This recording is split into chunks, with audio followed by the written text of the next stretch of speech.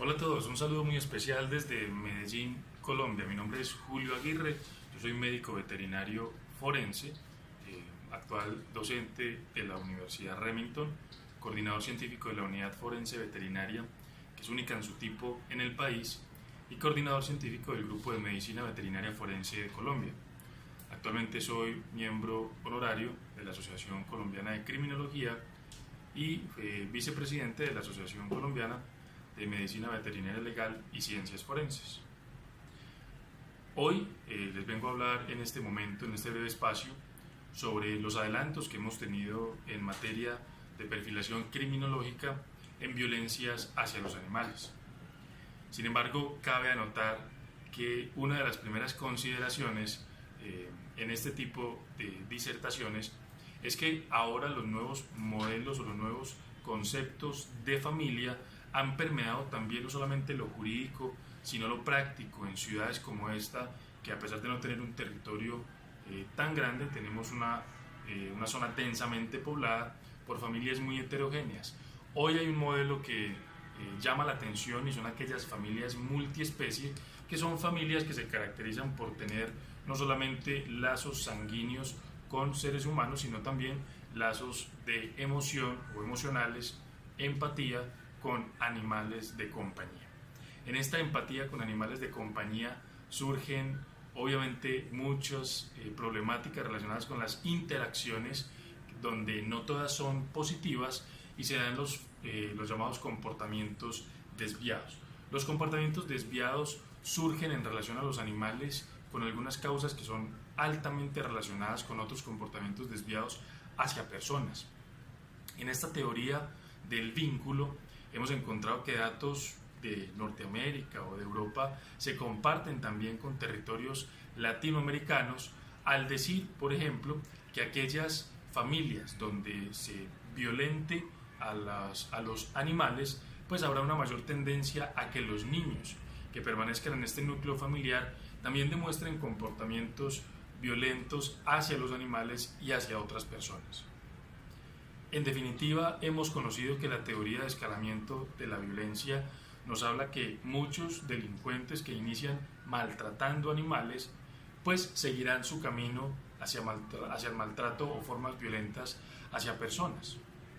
Sin embargo, esta teoría no explica completamente cómo en algunas subculturas o grupos de ciudades como esta se encuentra que no hay un inicio violento hacia animales, pero sí hay un inicio en formas violentas hacia personas en escenarios donde pueden considerarse algunas violencias permisibles. Por ejemplo, el bullying en instituciones educativas, el bullying en el trabajo, el acoso laboral, que son algunas manifestaciones o formas violentas, no como las que estamos acostumbrados a ver en cifras de las autoridades nacionales, como homicidios o riñas, pero sí que efectivamente se constituyen como las bases fundantes de comportamientos desviados que pueden concurrir en algún delito.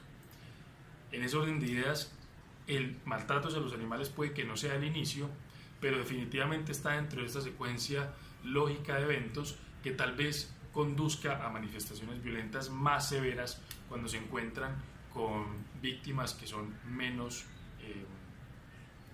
amparadas, digamos que, o con menos capacidad de defenderse ellas mismas, como los niños, niñas, adolescentes, mujeres, adultos mayores y animales. Eso hemos visto en esta ciudad en datos que les compartiremos más adelante. Es decir, que la teoría del vínculo o la teoría de The Link, que bien nuestro compañero Phil Arco en el National Link Coalition de Estados Unidos siempre logra reforzarnos, y es decir, estos comportamientos que pueden ser interacciones negativas con animales deben ser tenidos en cuenta en programas de acogida a víctimas humanas, víctimas de violencia doméstica o de violencia intrafamiliar o víctimas de otro tipo de violencias, donde los animales estén incluidos y que puedan ser tomados como un factor predictivo de violencia. En definitiva, entonces, el escalamiento de la violencia, nosotros hemos, con base en esta estadística, proyectado que no solamente se entiende como el inicio de la forma violenta con animales, sino más bien la severidad, el incremento en la severidad de las formas violentas, aunque no inicie con animales, a través del uso de instrumentos o de consecuencias, digamos que afecten mucho más el tema vital para la víctima, que en estos casos es animales. En este entendido, consideramos además que las distintas formas de violencia que se consideran para el análisis criminológico o los sistemas de información de crimen en ciudades como Medellín no solamente hablan del maltrato como un crimen aislado, sino que lo hemos contemplado dentro de la teoría de una violencia o de one violence. Al entenderlo dentro de la teoría de una violencia, sabremos identificar que aquellos entornos familiares o entornos urbanos donde los niños, niñas o adolescentes sean vulnerados, ese mismo entorno es un entorno de alto riesgo para la violencia hacia animales o la violencia hacia mujeres o adultos mayores. También cuando los programas se centran en proteger a los animales, pero dentro de esos entornos con animales hay niños, niñas, adolescentes, mujeres o adultos mayores, pues las alertas deberán ser creadas también para hacer una protección temprana de este tipo de poblaciones. De eso se trata entonces el entendimiento de One Violence, dado que, de acuerdo a la información basadas en las víctimas animales que tenemos en nuestra ciudad, que podrían ser cercanas a las 2.500 víctimas al año en un territorio que tiene cerca de 3 millones de habitantes, lo cual es bastante elevado, nos han informado o nos han dicho que al brindarle protección, bien sea a una familia o a un animal de compañía, pues no puede excluirse la contraparte por el alto nivel de riesgo que tiene. ¿Cuáles son entonces las razones que tienen los maltratadores para ejercer estas formas de violencia? Cuando las interacciones dejan de ser positivas, como en este caso de la muerte de un felino en el Día del Amor y la Amistad. ¿Cuáles son aquellas razones? Hemos encontrado que en gran proporción el maltrato hacia los animales tiene alta relación con el maltrato generado por hombres, por figuras masculinas. Eso también son datos que se asemejan con la cantidad de riñas callejeras o de violencia intrafamiliar. Las razones que tienen los maltratadores para ejercer violencia hacia los animales en muchos de los escenarios no radica en una acción directa sobre el animal, sino en acciones sobre el animal como objeto para alcanzar psicológicamente alguna meta sobre los otros integrantes del núcleo familiar. Es así como utilizan la demostración de poder sobre el animal para hacer acciones coercitivas sobre las personas. Por ejemplo, que las mujeres o las cónyuges de esta persona, pues la cónyuge de esta persona no haga o ejerza alguna acción voluntaria en contra de lo que quiere la persona. Es decir, que si quiero manipular la emoción de una mujer dentro de un núcleo familiar, pues lo puedo hacer a través de la violencia hacia los animales. Si quiero manipular a los hijos para que no ejerzan algún tipo de actividad, lo hago a través de violencia o de amenazas hacia los animales. Algunas son otras demostraciones de poder frente a subculturas violentas, sobre todo aquellas que están integradas al consumo o al comercio de drogas o de estupefacientes. El narcomenudeo o las mafias integradas o los grupos delincuenciales integrados al narcotráfico también tienen relaciones con animales, y estas razones son para demostrar dentro de esta subcultura que tienen un mayor nivel de violencia y por tanto puedan escalar dentro de las organizaciones. Es entonces en estas subculturas donde se ha ejercido incluso la figura de los paraestados.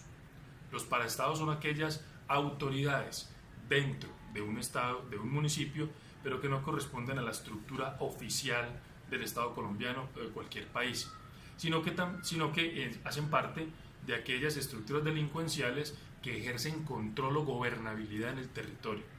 Esta gobernabilidad en muchos escenarios, sobre todo en sitios suburbanos y rurales, tiene gran incidencia con animales.